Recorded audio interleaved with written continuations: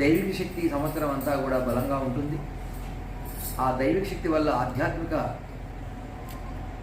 ఉన్నతి జరుగుతూ ఉంటుంది. మరి ఎవరైతే హిందూ ధర్మానికి వ్యతిరేకంగా ఉంటారో, ఎవరైతే సనాతన ధర్మాన్ని వ్యతిరేకంగా మాట్లాడుతూ ఉంటారో, భౌతికవాద శక్తులకు మరి ఓటమి తప్పకుండా కలుగుతూ ఉంటుంది.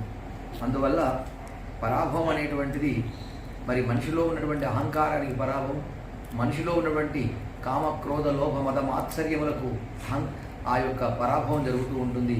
అదేవిధంగా హిందూ ధర్మాన్ని వ్యతిరేకించే వారికి, సనాతన ధర్మాన్ని వ్యతిరేకించేటువంటి వారికి, దైవాన్ని దూషించేటువంటి వారికి, అదేవిధంగా మరి ఎవరైతే దైవశక్తిని కించపరుస్తూ ఉంటారో వారందరికీ కూడా పరాభవం తప్పకుండా కలుగుతూ ఉంటుంది. అందువల్ల పరాభవం అంటే చాలా మరి ఉత్తమమైనటువంటి సంవత్సరంగా పిలుస్తుంటాం.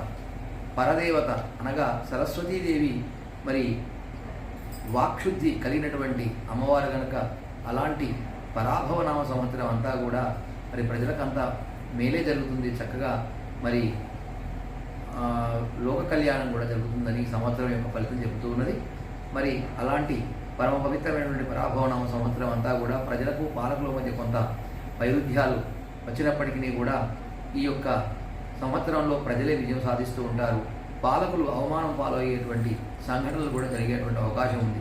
కనుక మనిషిలో ఉన్న అహంకారాన్ని మరి తీసివేసుకోవడానికి మరి పరాభవనామ సంవత్సరము చాలా దోహదపడుతూ ఉంటుంది.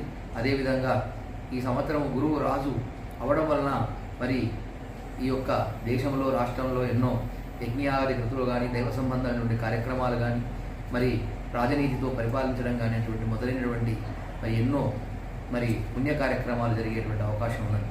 కనుక చాలా చక్కటి సంవత్సరంగా, వాక్శుద్ధి కలిగినటువంటి సంవత్సరంగా ఈ యొక్క పరాభవనామ సంవత్సరాన్ని మనం తెలియజేయడం జరుగుతూ ఉంటుంది.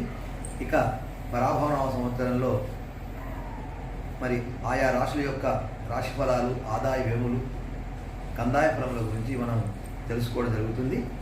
ఇప్పుడు మేషరాశి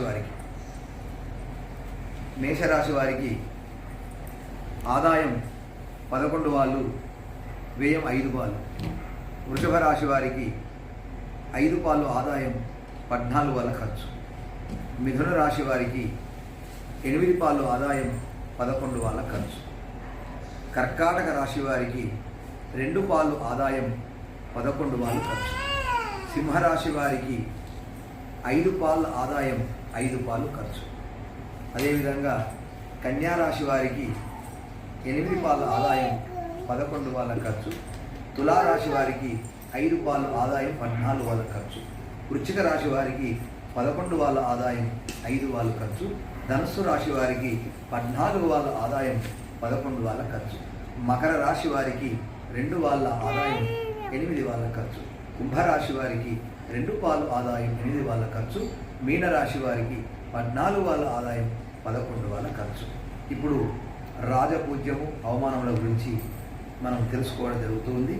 మేషరాశి వారికి 2 వాళ్ళ పూజితం, 4 పాలు అవమానం. వృషభ రాశి వారికి 5 వాళ్ళ పూజితం, 4 పాలు అవమానం. మిథున రాశి వారికి 1 పాలు పూజితం, 7 పాలు అవమానం. కర్కాటక రాశి వారికి 4 పాల పూజితం, 7 పాలు అవమానం.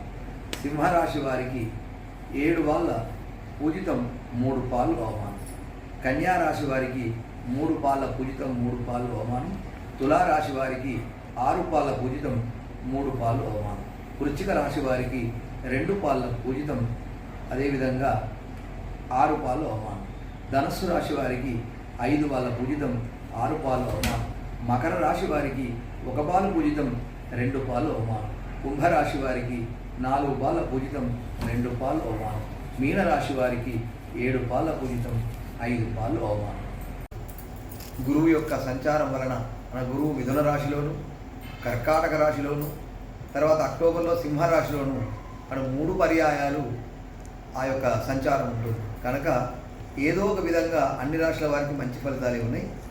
శని ప్రభావం వల్ల, రాహు యొక్క ప్రభావం వల్ల, కేతు యొక్క ప్రభావం వల్ల కూడా ఆయా రాశులకు ఎక్కువ, ద్వాదశ రాశులలో ఎక్కువ రాశుల వారికి మరి శుభ ఫలితాలు ఇచ్చేటువంటి అవకాశం ఉంది. కనుక ఈ యొక్క రాష్ట్రము దేశం అంతా కూడా సుభిక్షంగా ఉండి మరి ప్రజలందరూ కూడా ఆయురారోగ్య భోగభాగ్యముల చేత అష్టైశ్వర్యముల చేత ఈ యొక్క పరాభవనామ సంవత్సరంలో మరి విరాజిల్లేటువంటి అవకాశం ఉందని ఈ సంవత్సరం యొక్క ఫలితం తెలియజేస్తూ ఉంది.